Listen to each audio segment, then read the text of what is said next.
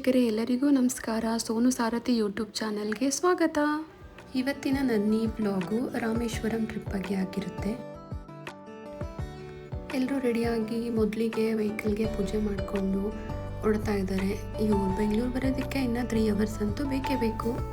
ಅಷ್ಟರಲ್ಲಿ ನಾವು ಬ್ಯಾಗ್ ಎಲ್ಲ ಪ್ಯಾಕ್ ಮಾಡಿಕೊಂಡು ಹೊರಡೋಕ್ಕೆ ರೆಡಿ ಆದ್ವಿ. 3/4 ಗಂಟೆ ಟ್ರೈ ಮಾಡಿದ್ಮೇಲೆ ಫೈನಲಿ ಒಂದು ಕ್ಯಾಬ್ ಬುಕ್ ಆಯಿತು. ಇನ್ನು ನಾವು ನೈಸ್ ರೋಡ್ ಕಡೆ ಹೊರಟ್ವಿ. ಟೈಮ್ ಆಗಲೇ 10 ಗಂಟೆ ಆಗಿತ್ತು. ಅಷ್ಟರಲ್ಲಿ ಅವ್ರು ಕೂಡ ರೀಚ್ ಆಗಿದ್ರು. ಇಲ್ಲಿಂದ ನಮ್ಮ ಜರ್ನಿ ಸ್ಟಾರ್ಟ್ ಆಯಿತು. ಫಸ್ಟ್ ನಾವು ವೆಲ್ಲೂರು ರೀಚ್ ಆದ್ವಿ. ಇಲ್ಲಿ ರೂಮ್ ಮಾಡಿಕೊಂಡು ಎಲ್ಲರೂ ಫ್ರೆಶ್ ಅಪ್ ಆಗಿ ದೇವಸ್ಥಾನದ ಕಡೆ ಹೊರಟ್ವಿ. ದೇವಸ್ಥಾನದಲ್ಲಿ ರಶ್ ಇದ್ದಿದ್ದರಿಂದ ಎಲ್ಲರೂ ವಿಶೇಷ ದರ್ಶನ ಟಿಕೆಟ್ ತೊಗೊಂಡು ದರ್ಶನಕ್ಕೆ ಅಂತ ಹೋಗ್ತಾ ಇದ್ದೀವಿ. ಹಾಗೆ ಇಲ್ಲಿ ಮೊಬೈಲೆಲ್ಲ ಅಲೋ ಇಲ್ಲ ಅಂತ ಹೇಳಿದ್ರಿಂದ ಮೊಬೈಲೆಲ್ಲ ಲಾಕರಲ್ಲಿಟ್ಟು ದರ್ಶನಕ್ಕೆ ಅಂತ ಹೊರಟ್ವಿ. ನಾವು ಸ್ಪೆಷಲ್ ಎಂಟ್ರಿ ಟಿಕೆಟ್ ತೊಗೊಂಡಿದ್ದರಿಂದ ಸ್ವರ್ಣಲಕ್ಷ್ಮಿಗೆ ನಮ್ಮ ಕೈಯಿಂದಲೇ ಅಭಿಷೇಕ ಮಾಡಿಸಿದ್ರು. ದರ್ಶನ ಅಂತೂ ತುಂಬಾ ಚೆನ್ನಾಗಾಯಿತು. ಹೊರಗಡೆ ಬಂದು ಲಾಕರಲ್ಲಿ ಇದ್ದಿದ್ದು ನಮ್ಮ ಮೊಬೈಲ್ನ ತೊಗೊಂಡು ಪ್ರಸಾದಕ್ಕೆ ಅಂತ ನಾವು ಕೂಡ ಬಂದ್ವಿ. ದೇವಸ್ಥಾನದಲ್ಲಿ ಪ್ರಸಾದ ಸಿಗೋದು ನಮ್ಮ ಅದೃಷ್ಟ ಅಲ್ವಾ. ಎಲ್ಲರೂ ದೇವಸ್ಥಾನದಲ್ಲೇ ಊಟ ಮುಗಿಸ್ಕೊಂಡು ವ್ಯಾನ್ ಕಡೆ ಹೊರಟ್ವಿ. ಇನ್ನು ಇಲ್ಲಿಂದ ನಮ್ಮ ಪಯಣ ಶುರುವಾಗಿದ್ದು ಏಕಾಂಬರಂ ಕಡೆಗೆ. ಅಷ್ಟೊತ್ತಿಗಾಗಲೇ ಮಧ್ಯಾಹ್ನ ಆಗಿರೋದ್ರಿಂದ ಬಿಸಿಲು ಸಕ್ಕತ್ತಾಗೆ ಸುಡ್ತಾ ಇತ್ತು. ನಾವು 3 ಗಂಟೆಗೆಲ್ಲ ಏಕಾಂಬರಂ ರೀಚ್ ಆದ್ವಿ. ಆದರೆ ದೇವಸ್ಥಾನ ಓಪನ್ ಆಗೋದು 4 ಗಂಟೆಗೆ ಅಂತ ಹೇಳಿದ್ರು. ಇನ್ನೂ 1 ಗಂಟೆ ಟೈಮ್ ಇದೆಯಲ್ಲ ಅಂತ ಹೇಳಿ ಹಾಗೆ ಹೊರಗಡೆ ಸುತ್ತಾಡಿಕೊಂಡು ಶಾಪಿಂಗ್ ಮಾಡೋಣ ಅಂತ ಬಂದ್ವಿ. ಹೊರಗಡೆ ಸುಡೋ ಬಿಸಿಲಿಗೆ ಶಾಪ್ ಒಳಗಡೆ ಬಂದಿದ ತಕ್ಷಣ ಫ್ಯಾನ್ ಗಾಳಿಗೆ ಸ್ವಲ್ಪ ಸಮಾಧಾನ ಆಯಿತು. ಅಲ್ಲಿ ಶಾಪಿಂಗ್ ಎಲ್ಲ ಮುಗಿಸೋ ಅಷ್ಟರಲ್ಲಿ ಟೈಮ್ ಆಗಿದ್ದರಿಂದ ನಾವು ಡೈರೆಕ್ಟಾಗಿ ದೇವಸ್ಥಾನದ ಕಡೆ ಹೊರಟ್ವಿ. ನಾವೀಗ ಹೋಗ್ತಾ ಇರೋದು ಕಾಂಚೀಪುರಮಲ್ಲಿರುವಂತಹ ಏಕಾಂಬರನಾಥ ಟೆಂಪಲಿಗೆ. ದೇವಸ್ಥಾನ ತುಂಬಾ ವಿಶಾಲವಾಗಿದೆ. ಇವಾಗಷ್ಟೇ ದೇವಸ್ಥಾನ ಓಪನ್ ಆಗಿರೋದ್ರಿಂದ ಲೈಟಾಗಿ ರಶ್ ಇದೆ. ಈ ದೇವಸ್ಥಾನ ಕನ್ಸ್ಟ್ರಕ್ಷನ್ ನಡೀತಾ ಇರೋದ್ರಿಂದ ಗರ್ಭಗುಡಿನ ಕ್ಲೋಸ್ ಮಾಡಿದ್ದಾರೆ. ಲೈಟಾಗಿ ರಶ್ ಇದ್ರೂ ದರ್ಶನ ಎಲ್ಲ ಚೆನ್ನಾಗೇ ಆಯಿತು. ದರ್ಶನ ಮುಗಿಸ್ಕೊಂಡು ಹಾಗೆ ಹೊರಗಡೆ ಬಂದು ದೇವಸ್ಥಾನ ಎಲ್ಲ ನೋಡಿಕೊಂಡು ಫೋಟೋ ತಗೊಂಡು ಅಮ್ಮನವರ ದರ್ಶನ ಮಾಡಿಕೊಂಡು ಪ್ರದಕ್ಷಿಣೆ ಹಾಕಿದ್ದಾಯಿತು.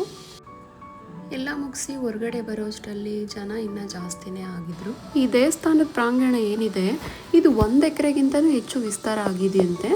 ಹಾಗೆ ಇಲ್ಲಿ ಪ್ರತಿಯೊಂದನ್ನು ಕಲ್ಲಿನಿಂದ ಕೆತ್ತನೆ ಮಾಡಲಾಗಿದೆಯಂತೆ. ಹಾಗೆ ಇಲ್ಲೊಂದು ದೊಡ್ಡ ಕಲ್ಯಾಣಿ ಇದೆ. ಇದನ್ನು ಕಂಪೈ ತೀರ್ಥ ಅಂತ ಹೇಳ್ತಾರಂತೆ. ಇಲ್ಲಿ ಗರ್ಭಗುಡಿನಲ್ಲಿರುವಂತಹ ಶಿವಲಿಂಗಕ್ಕೆ ಏಕಾಂಬರೇಶ್ವರ ಅಂತ ಕರೀತಾರೆ. ಈ ಶಿವಲಿಂಗವನ್ನು ಪಂಚಭೂತಗಳಲ್ಲಿ ಒಂದಾದ ಪೃಥ್ವಿಯ ಸಂಕೇತ ಎಂದು ಹೇಳ್ತಾರೆ. ನೆಕ್ಸ್ಟ್ ನಾವು ಹೊರಟಿದ್ದು ಕಂಚಿ ಕಾಮಾಕ್ಷಿ ದೇವಸ್ಥಾನದ ಕಡೆಗೆ. ಇನ್ನು ಈ ದೇವಸ್ಥಾನದ ಬಗ್ಗೆ ಹೇಳಬೇಕು ಅಂತ ಅಂದರೆ ಭಾರತದಲ್ಲಿರುವಂತಹ 18 ಶಕ್ತಿ ಪೀಠಗಳಲ್ಲಿ ಈ ಕಂಚಿ ಕಾಮಾಕ್ಷಿ ಅಮ್ಮನವರ ದೇವಸ್ಥಾನವೂ ಕೂಡ ಒಂದಾಗಿದೆ. ಇನ್ನು ದೇವಸ್ಥಾನದೊಳಗೆ ಎಂಟರ್ ಆಗ್ತಾ ಇದ್ದಂಗೆ ಪ್ರಸಾದ ವಿತರಣೆ ಮಾಡ್ತಾ ಇದ್ರು. ದೇವಸ್ಥಾನದಲ್ಲಿ ತುಂಬ ರಶ್ ಇರೋದ್ರಿಂದ ಜನಗಳು ಆಲ್ರೆಡಿ ಕ್ಯೂ ಅಲ್ಲಿ ಇದ್ದಿದ್ದರಿಂದ ನಾವು ಕೂಡ ಪ್ರಸಾದದ ಕಡೆ ಹೋದ್ವಿ. ನಾವು ಪ್ರಸಾದ ತಿಂದು ಕ್ಯೂ ಹತ್ರ ಬರೋಷ್ಟರಲ್ಲಿ ನಮ್ಮ ಗುಂಪಿಂದ ಸ್ವಲ್ಪ ಜನ ಆಲ್ರೆಡಿ ಕ್ಯೂ ಅಲ್ಲಿ ಮುಂದೆ ಹೊರಟೋಗಿದ್ರು. ಈ ದೇವಸ್ಥಾನದಲ್ಲಿ ಯಾವುದೇ ಥರ ಸ್ಪೆಷಲ್ ಎಂಟ್ರಿ ಇರಲಿಲ್ಲ. ಎಲ್ಲರೂ ಕೂಡ ಕ್ಯೂನಲ್ಲೇ ಹೋಗಬೇಕಾಗಿತ್ತು. ಹಾಗೆ ನಾವು ಹೊರಗಡೆ ವೆಯ್ಟ್ ಮಾಡ್ತಾ ಇರಬೇಕಾದ್ರೆ ಅಮ್ಮನವರ ಮೆರವಣಿಗೆ ಬಂತು. ಅಮ್ಮನವರ ದರ್ಶನ ಕೂಡ ಆಯಿತು. ಇಲ್ಲಿಂದ ಹೊರಡೋ ಅಷ್ಟರಲ್ಲಿ ಆಗಲೇ ಕತ್ಲೆ ಆಗಿತ್ತು. ಹಾಗೆ ಲೈಟಾಗಿ ಮಳೆ ಕೂಡ ಶುರುವಾಗಿತ್ತು. ದೇವಸ್ಥಾನದಿಂದ ಹೊರಟು ಹಾಗೆ ದಾರಿನಲ್ಲಿ ಹೋಟೆಲ್ ಆನಂದ್ ಭವನಲ್ಲಿ ಊಟ ಮಾಡಿಕೊಂಡು ಕಂಚಿಯಿಂದ ಮಹಾಬಲಿಪುರಂಗೆ ಹೊರಟಾಯಿತು. ನೆಕ್ಸ್ಟ್ ಡೇ ಮಾರ್ನಿಂಗ್ ನಾವು ಮಹಾಬಲಿಪುರಂ ಕಡೆ ಹೊರಟಿದ್ದೀವಿ. ಮಹಾಬಲಿಪುರಂಗೆ ಮಾಮಲ್ಲಪುರಂ ಅಂತಲೂ ಹೇಳ್ತಾರೆ. ಇದು ತಮಿಳುನಾಡಿನ ಚಂಗಲ್ಪಟ್ಟು ಜಿಲ್ಲೆ ಬಂಗಾಳಕೊಲ್ಲಿಯ ತೀರದಲ್ಲಿರುವಂತಹ ಐತಿಹಾಸಿಕ ಸ್ಥಳವಾಗಿದೆ. ಕ್ರಿಸ್ತಶಕ 7ರಲ್ಲಿ ನಿರ್ಮಾಣ ಆಗಿರುವಂತಹ ದೇವಸ್ಥಾನ ಇದು. ಪಲ್ಲವರ ರಾಜ ನರಸಿಂಹ ವರ್ಮ ಅವರು ನಿರ್ಮಿಸ್ತಾರೆ ಇದನ್ನು. ಶಿವ ಮತ್ತು ವಿಷ್ಣು ಇಬ್ಬರಿಗೂ ಈ ದೇವಾಲಯವನ್ನು ಸಮರ್ಪಿಸಲಾಗಿದೆಯಂತೆ. ದೇವಸ್ಥಾನ ಎಲ್ಲ ಸುತ್ತಾಡಿಕೊಂಡು ಹಾಗೆ ಒಂದಷ್ಟು ಫೋಟೋಗಳನ್ನ ತಗೊಂಡು ಬೀಚ್ ಕಡೆ ಹೊರಟ್ವಿ. ಆಗಲೇ ಮಧ್ಯಾಹ್ನ ಆಗಿದ್ದರಿಂದ ಬೀಚಲ್ಲಿ ಹೋಗಿ ಆಟ ಆಡ್ತಾ ನಿಂತ್ಕೊಂಡ್ರೆ ಇನ್ನೂ ಲೇಟ್ ಆಗುತ್ತೆ ಅಂತ ಹೇಳಿ ಎಲ್ಲರೂ ಹೊರಟ್ಬಿಟ್ವಿ. ಬೆಳಗ್ಗೆ ಯಾರೂ ತಿಂಡಿ ತಿನ್ನದೇ ಇರೋದ್ರಿಂದ ಎಲ್ರಿಗೂ ಲೈಟಾಗಿ ಹೊಟ್ಟೆ ಹಸ್ತಿತ್ತು. ಹಾಗೆ ತಂದಿರೋ ತಿಂಡಿನ ತಿನ್ಕೊಂಡು ಹೋಗ್ತಾ ಇರಬೇಕಾದ್ರೆ ದಾರಿನಲ್ಲಿ ಒಂದು ಹೋಟೆಲ್ ಸಿಕ್ತು. ಅಲ್ಲೇ ಊಟ ಮಾಡೋಣ ಅಂತ ಹೇಳಿ ಗಾಡಿ ನಿಲ್ಲಿಸಿ ಹೋಗಬೇಕಾದ್ರೆ ಸುಂದರವಾಗಿರುವಂತಹ ಗಾರ್ಡನ್ ಕಾಣಿಸ್ತು. ಹಾಗೆ ಇರಲಿ ಅಂತ ಹೇಳಿ ನಾನು ವಿಡಿಯೋ ಮಾಡಿಕೊಂಡೆ. ಎಲ್ಲರೂ ಹೊಟ್ಟೆ ತುಂಬ ಊಟ ಮಾಡಿ ಹೊರಗಡೆ ಸುತ್ತಾಡಿಕೊಂಡು ಹಾಗೆ ಸ್ವಲ್ಪ ಬಾಯಿ ಸಿಹಿ ಮಾಡ್ಕೊಳ್ಳೋಣ ಅಂತ ಹೇಳಿ ಚಾಕ್ಲೇಟ್ಸ್ ತೊಗೊಂಡು ಮತ್ತೆ ನಾವು ವೆಹಿಕಲ್ ಕಡೆ ಹೊರಟಿದ್ದೀವಿ. ನೆಕ್ಸ್ಟ್ ನಾವು ಬಂದಿದ್ದು ಚಿದಂಬರಂಗೆ. ಒಳಗಡೆ ಎಂಟರ್ ಆಗ್ತಾ ಇದ್ದಂಗೆ ಮೊದಲಿಗೆ ಶಿವಗಾಮಿ ಅಮ್ಮನವರ ಟೆಂಪಲ್ ಸಿಕ್ತು. ಅಮ್ಮನವರ ದರ್ಶನ ಮಾಡ್ಕೊಂಡ್ವಿ. ಈ ದೇವಸ್ಥಾನದಲ್ಲಿ ಏನಪ್ಪ ವಿಶೇಷ ಅಂತಂದರೆ, ಈ ದೇವಸ್ಥಾನದಲ್ಲಿ ಶಿವನನ್ನ ಲಿಂಗದ ರೂಪದಲ್ಲಿ ಪೂಜೆ ಮಾಡಲ್ಲ, ಬದಲಾಗಿ ನಟರಾಜನ ರೂಪದಲ್ಲಿ ಪೂಜೆ ಮಾಡ್ತಾರೆ. ಪಂಚಭೂತಗಳಾಗಿರುವಂತಹ ಆಕಾಶ, ವಾಯು, ಅಗ್ನಿ, ಜಲ, ಪೃಥ್ವಿ, ಇದರಲ್ಲಿ ಆಕಾಶಕ್ಕೆ ಇದನ್ನು ಹೋಲಿಕೆ ಮಾಡಲಾಗಿದೆ. ಪಂಚಭೂತಗಳಲ್ಲಿ ಒಂದಾಗಿರುವಂತಹ ಚಿದಂಬರಂ ದೇವಸ್ಥಾನದಲ್ಲಿ ನಾವಿದ್ದೀವಿ ಇವತ್ತು. ದೇವಸ್ಥಾನದಲ್ಲಿ ತುಂಬಾನೇ ರಶ್ ಇತ್ತು. ಹೇಗೋ ದೇವರ ದರ್ಶನ ಮಾಡಿಕೊಂಡು ಹಾಗೆ ಹೊರಗಡೆ ಬಂದ್ವಿ. ಅಷ್ಟೊತ್ತಿಗಾಗಲೇ ಭರತನಾಟ್ಯಂ ಪ್ರೋಗ್ರಾಮ್ ಶುರುವಾಗಿತ್ತು. ಮಕ್ಕಳೆಲ್ಲ ಡ್ಯಾನ್ಸ್ ಡ್ರೆಸ್ಸಲ್ಲಿ ಕ್ಯೂಟಾಗಿ ಕಾಣಿಸ್ತಾ ಇದ್ರು. ಅವ್ರನ್ನ ನೋಡ್ತಿದ್ದ ಹಾಗೇನೆ ನಂದು ಡ್ಯಾನ್ಸ್ ಕ್ಲಾಸ್ ದಿನಗಳು ನೆನಪಾಯಿತು. ಪ್ರೋಗ್ರಾಮ್ ಮುಗಿಯೋ ತನಕ ನಾವೇನು ವೆಯ್ಟ್ ಮಾಡಲಿಲ್ಲ. ಸ್ವಲ್ಪ ಹೊತ್ತು ನೋಡಿಕೊಂಡು ಹಾಗೆ ಹೊರಟ್ಬಿಟ್ವಿ. ಹೊರಗಡೆ ಬಂದು ದೇವಸ್ಥಾನದ ಸುತ್ತ ಸುತ್ತಾಡಿಕೊಂಡು ಎಕ್ಸಿಟ್ ಕಡೆ ಹೋಗ್ಬೇಕಾದ್ರೆ ಹಾಗೆ ಕಲ್ಯಾಣಿ ಕಾಣಿಸ್ತು. ಆ ಬಲಗಡೆ ಕಾಣಿಸ್ತಾ ಇರೋದೇ ಕಲ್ಯಾಣಿ. ಇಲ್ಲಿಂದ ನಾವು ಹೊರಗಡೆ ಹೋಗೋ ಅಷ್ಟೊತ್ತಿಗಾಗಲೇ 5:30 ಆಗಿತ್ತು. ಇನ್ನು ನೆಕ್ಸ್ಟು ನಮ್ಮ ಪಯಣ ಕುಂಭಕೋಣಂ ಕಡೆಗಾಗಿತ್ತು. ಕುಂಭಕೋಣಂ ರೀಚ್ ಆಗೋ ಅಷ್ಟೊತ್ತಿಗೆ 7:30 ಆಗಿತ್ತು. ದೇವಸ್ಥಾನಕ್ಕೆ ಎಂಟರ್ ಆಗ್ತಾ ಇದ್ದಂಗೆ ಗಜರಾಜನ ದರ್ಶನ ಆಯಿತು. ನಮ್ಮ ಆಂಟಿ ಒಬ್ಬರು ಗಜರಾಜನಿಗೆ ಕಾಣಿಕೆ ಕೊಟ್ಟು ಆಶೀರ್ವಾದ ತಗೊಂಡ್ರು. ಅಲ್ಲಿಂದ ಹಾಗೆ ಗರ್ಭಗುಡಿ ಕಡೆ ಹೊರಟ್ವಿ ಎಲ್ರೂ. ದೇವಸ್ಥಾನದಲ್ಲಿ ರಶ್ ಇರದೇ ಇರೋ ಕಾರಣ ದರ್ಶನ ಎಲ್ಲ ಚೆನ್ನಾಗೇ ಆಯಿತು. ದರ್ಶನ ಮುಗಿಸ್ಕೊಂಡು ನಾವು ಹೊರಟಿದ್ದು ತಾಂಜಾವೂರು ಕಡೆಗೆ. ದೇವಸ್ಥಾನ ಹತ್ತಿರದಲ್ಲಿ ಯಾವುದೂ ರೂಮ್ ಸಿಗದೇ ಇರೋ ಕಾರಣ ಸ್ವಲ್ಪ ದೂರದಲ್ಲಿ ನಮಗೊಂದು ಮನೆ ಥರ ಸಿಕ್ತು. ಎಲ್ಲರೂ ಅಲ್ಲೇ ಸ್ಟೇ ಮಾಡಿ ಬೆಳಗ್ಗೆ ಬೇಗ ಎದ್ದು ರೆಡಿಯಾಗಿ ದೇವಸ್ಥಾನದ ಹತ್ರ ಹೊರಟಿದ್ದೀವಿ. ಇದು ಚೋಳರ ಕಾಲದಲ್ಲಿ ಕಟ್ಟಿಸಿರುವಂತಹ ದೇವಸ್ಥಾನ ಇದಾಗಿದೆ. ಒಂದು ಕಾಲದಲ್ಲಿ ತಂಜಾವೂರು ಚೋಳರ ರಾಜಧಾನಿ ಕೂಡ ಆಗಿರುತ್ತೆ. ರಾಜರಾಜ ಚೋಳರು ಈ ದೇವಸ್ಥಾನನ ಕಟ್ಟಿಸಿರ್ತಾರೆ. ಚೋಳರ ಕಾಲದ ತಮಿಳುನಾಡಿನ ತಂಜಾವೂರಿನಲ್ಲಿರುವಂತಹ ಬೃಹದೀಶ್ವರ ದೇವಾಲಯ ಇದಾಗಿದೆ. ಈ ದೇವಸ್ಥಾನ ಯುನೆಸ್ಕೋ ವಿಶ್ವ ಪರಂಪರೆಯ ಸ್ಥಳಗಳಲ್ಲಿ ಒಂದಾಗಿದೆ. ದಕ್ಷಿಣ ಭಾರತದಲ್ಲೇ ಅತಿ ದೊಡ್ಡ ದೇವಸ್ಥಾನ ಅಂತ ಈ ದೇವಸ್ಥಾನ ಪ್ರಖ್ಯಾತಿ ಪಡ್ಕೊಂಡಿದೆ. ಇನ್ನು ಈ ದೇವಸ್ಥಾನದ ಪ್ರಮುಖ ವಿಶೇಷ ಏನಂದರೆ, ಇಷ್ಟು ದೊಡ್ಡದಾದಂತಹ ಗೋಪುರಗಳಿದ್ರೂ ನೆರಳು ಮಾತ್ರ ಭೂಮಿ ಮೇಲೆ ಬೀಳೋದಿಲ್ಲ ಅಂತ ಹೇಳ್ತಾರೆ. ಈ ದೇವಾಲಯದಲ್ಲಿರ್ತಕ್ಕಂತಹ ಗೋಪುರ ಸುಮಾರು 216 ಅಡಿಗಳಷ್ಟು ಎತ್ತರದಲ್ಲಿದೆ. ಸಂಪೂರ್ಣವಾಗಿ ಗ್ರಾನೈಟ್ನಿಂದ ಕೆತ್ತಿರುವಂತಹ ದೇವಸ್ಥಾನ ಇದಾಗಿದೆ.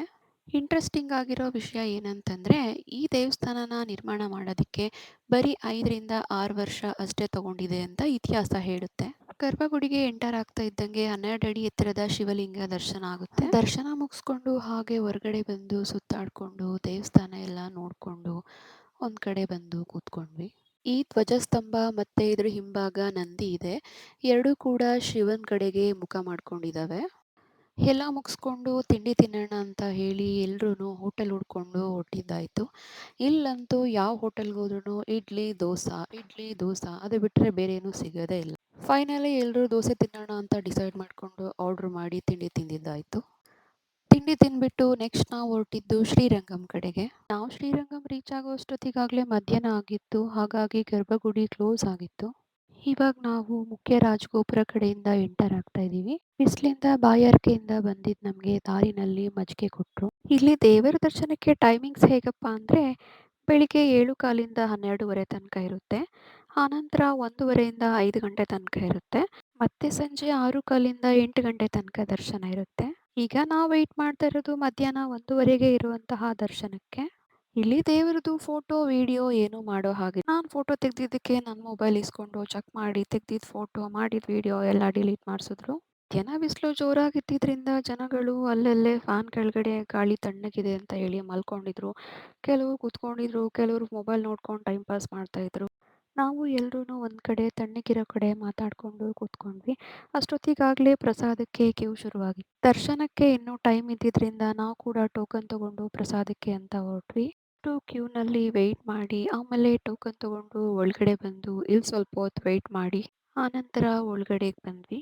ಇಲ್ಲಿ ಹೇಗಪ್ಪ ಅಂತ ಅಂದರೆ, ನಾವು ಬರೋದಕ್ಕಿಂತ ಮುಂಚೆನೇ ಎಲೆ ಎಲ್ಲ ಹಾಕಿ ಪಲ್ಯ ಸ್ವೀಟು ಎಲ್ಲ ಬಡಿಸಿರ್ತಾರೆ. ಗುಡಿ ಮುಚ್ಚಿರೋ ಕಾರಣ ಜನಗಳೆಲ್ಲ ಆಲ್ಮೋಸ್ಟ್ ಇಲ್ಲೇ ಇದ್ದರು.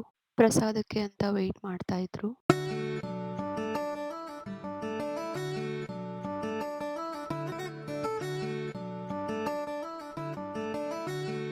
ನಾವೆಲ್ಲರೂ ಊಟ ಮುಗಿಸಿ ಹೋಗುವಷ್ಟೊತ್ತಿಗಾಗಲೇ ದರ್ಶನಕ್ಕೆ ಕ್ಯೂ ಶುರುವಾಗಿತ್ತು. ತುಂಬಾನೇ ರಶ್ ಇದ್ದಿದ್ದರಿಂದ ವೆಯ್ಟ್ ಮಾಡಬೇಕಾಗುತ್ತೆ, ಇನ್ನು ಬೇರೆ ಕಡೆ ಹೋಗೋದಕ್ಕೆ ಲೇಟ್ ಆಗುತ್ತೆ ಅಂತ ಹೇಳಿ ಟಿಕೆಟ್ ತಗೊಂಡು ಸ್ಪೆಷಲ್ ಎಂಟ್ರಿನಲ್ಲಿ ಹೋದ್ವಿ. ಸ್ಪೆಷಲ್ ಎಂಟ್ರಿನಲ್ಲಿ ಹೋದ್ರೂ ದರ್ಶನ ಮುಗಿಸ್ಕೊಂಡು ಬರೋ ಅಷ್ಟೊತ್ತಿಗಾಗಲೇ ಲೇಟ್ ಆಗಿತ್ತು.